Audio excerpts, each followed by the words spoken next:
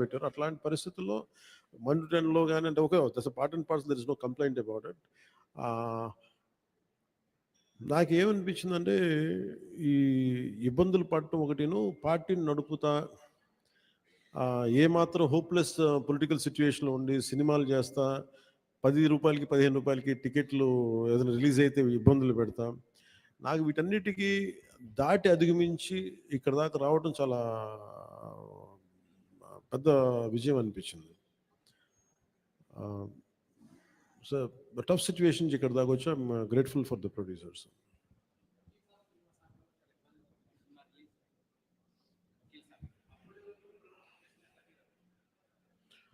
అంటే అన్నీ ఆర్గానిక్ ఉంటాయి కదండి, ఏదన్నా సహజంగా ఉంటాయి, కొన్ని ఇబ్బందులు ఉంటాయి, జరుగుతూ ఉంటాయి. అంటే నాకేంటంటే నేను సినిమాని ఇప్పుడు అంటే నేను అనేది ఇప్పుడు మనం చాలాసార్లు నేను ప్రతి సభలో కూడా చెప్తాను, ప్రతి చిన్న పనికి కూడా ఒక చిన్నపాటి యుద్ధమే చేయాల్సి వస్తుంది. అంటే ఏది కూడా ఒక బస్సు ఎక్కాలంటే ప్రతి సగటు మనిషి చిన్నపాటి యుద్ధం చేసే వెళ్ళాలి, ట్రైన్లో వెళ్ళాలంటే చిన్నపాటి యుద్ధం చేసి సీట్ సంపాదించాలి. అలాగా ఒక సినిమా చేయాలన్నా ఏం చేయాలన్నా ఒక సంఘర్షణ లేకుండా ఏముండదు. అందుకని సంఘర్షణ జీవనంలో భాగం అయిపోయింది తప్ప నేను పర్సనల్గా నేను ఇవన్నీ సహజం అనుకుంటున్నాను. అంతకుమించి will move on, but how well we can stand out, ఎలా నిలబడగలం దాని మీద అంటున్నాను ఆలోచన.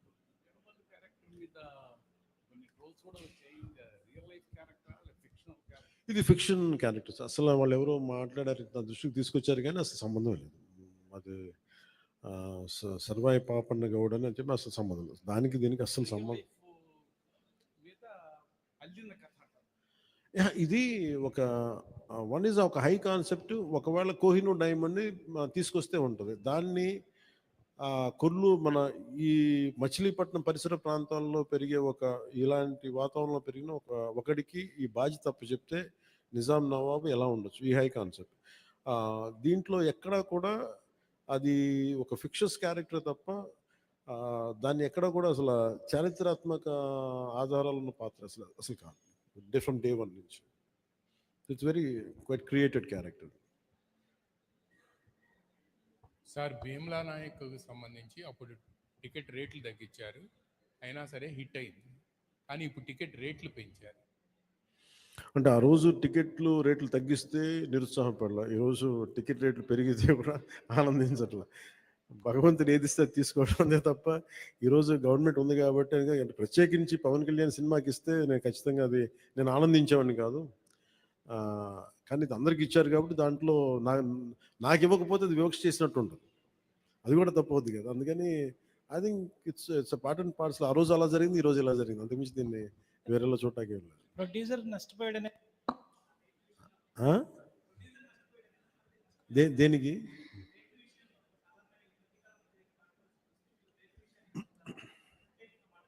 మళ్ళీ వినిపించట్లా? రేట్ల విషయంలో సినిమా టికెట్స్ రేట్ల విషయంలో ఖచ్చితంగా నేను నష్టపోయాను, నిర్మాతలు నష్టపోయారు. ఒక 5 రూపాయలు రావాల్సిన చోట రూపాయి వస్తే దట్స్ ఓకే అనుకున్నాం. భగవంతుడు ఈరోజు మనకి ఇచ్చిన రూపాయితో తృప్తి పడదాం, ఖచ్చితంగా నష్టపోయాం, బట్ దట్స్ ఓకే. ఎందుకంటే వాళ్ళు వచ్చిన సంస్కృతి ఎలాంటిది, ప్రత్యర్థి కోపం ఉంటే చీని చెట్లు నరిగేయటం, బత్తాయి చెట్లు నరిగేయటం ఆలోచన విధానం. అలాంటి వాళ్ళకి ఆర్థిక మూలాల మీద కొట్టడం సహజం కాబట్టి, అది మనం యుద్ధంలో దిగాం కాబట్టి, మనం పాలిటిక్స్లో ఉన్నాం కాబట్టి part and parcel, will take it forward. దాన్ని వెనకడిగే తీసలేదు, దాన్ని part and parcel, we have to accept it.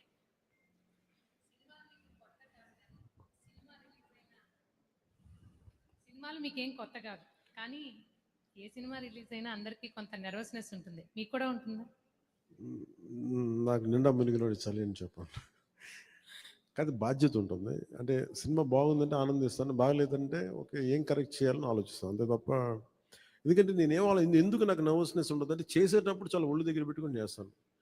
నేను సినిమా బాగలేదని కూడా ముందే చెప్తున్నారు, బాగలేదు, ఇబ్బందులు ఉన్నాయి చూసుకోండి. అందువల్ల నాకు ఏంటంటే నాకు గిల్ట్ ఉండదు బేసిక్గా. ఇప్పుడు మెచ్యూరిటీ వచ్చి ఎప్పటి నుంచో మూవీస్ తీస్తున్నారు, ఇప్పుడు మీరు అలా అనుకుంటున్నారా? మొదటి నుంచి కూడా అలాగే ఉండేవాళ్ళ? దీనికి నేను సమాధానం చెప్పాను, మీరు కావాలన్నా ఇంటర్వ్యూస్ చూసుకోండి, బిఆర్ రాజు గారితో ఉంటాయి. ఆ ఇంటర్వ్యూస్లో నేను ఇప్పుడు ఏం మాట్లాడినా అవే ఉంటాయి. అందుకని ఉదాహరణకు తొలి ప్రేమ తీశాను. తొలి ప్రేమ షూటింగ్ చేసినప్పుడు సినిమా అయిపోయి రిలీజ్ అవుతుంటే నేను కూర్చొని అక్కడ ఒక్కనే కూర్చున్నాను. గబ్బర్ సింగ్ కూర్చున్నా కానీ నేను ఒక్కనే కూర్చుని ఉన్నాను. నా పక్కన పార్టీస్ ఏమి ఉండవు, జస్ట్ ఒకే ఒకసారి నా జీవితంలో ఒకే ఒకసారి నన్ను పార్టీకి పిలిచింది భీమ్లా నాయక్ ప్రత్యేకంగా నన్ను పిలిచారు. ఎందుకంటే ఇంత 10-15 రూపాయల టికెట్ అప్పుడు కూడా ఇంత డబ్బు చేసింది ఈ సినిమా అని అనుకొని దాని ఒక్కదాన్ని ఫస్ట్ టైము నా జీవితం అదే మొదటిసారి వెళ్ళటం. మళ్ళీ దీని తర్వాత కూడా వెళ్తాను కూడా నాకు డౌట్. అవును, ఇంతకీ మీ కో-ఎమ్మెల్యేలతో మూవీ చూసే ఆలోచన ఏమైనా ఉందా? ఏదండి? మీ ఎమ్మెల్యేలతో కో-ఎమ్మెల్యేలతో మూవీ చూసే ఆలోచన, ప్రపోజల్స్ ఏమైనా ఏమో ఉన్నాయా? నేను ఎప్పుడు అట్లా ఆలోచించలేదన్నయ్య. అసలు ఇప్పుడు చెప్తే ఇప్పుడు ఐడియా వచ్చింది, బాగానే ఉందనిపిస్తుంది. ఎందుకంటే అసెంబ్లీలో సగం మంది మీ ఫ్యాన్సే కదా. మేబీ మా ఎమ్మెల్యేస్ అందరికీ, మా కూటమి ఎమ్మెల్యేస్ అందరికీ ఖచ్చితంగా దీన్ని ప్రత్యేకమైన షో అయితే వేస్తే వాళ్ళు కోరుకుంటే ఖచ్చితంగా, అంటే నేను ప్రమోట్ చేసుకునే ఇబ్బందిగా ఉంటుంది కానీ ఖచ్చితంగా వాళ్ళందరూ ఆ, అడిగితే మన హరిప్రసాద్ కానీ ఖచ్చితంగా I think will organise an exclusive screening for them. అందరికీ మనసులో ఉంది కానీ బయటకు అడగలేకపోతున్నారు. సో మీ ద్వారా అడిగే మీ ద్వారా వచ్చింది కానీ ఖచ్చితంగా నేను అడ్రస్ చేస్తాను. Thank you.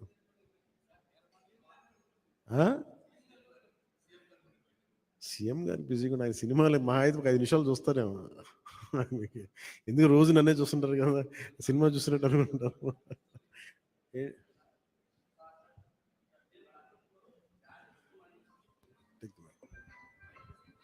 హలో, జానీ సినిమాని గతంలో మీరు డైరెక్ట్ చేసి ఆ టైంలో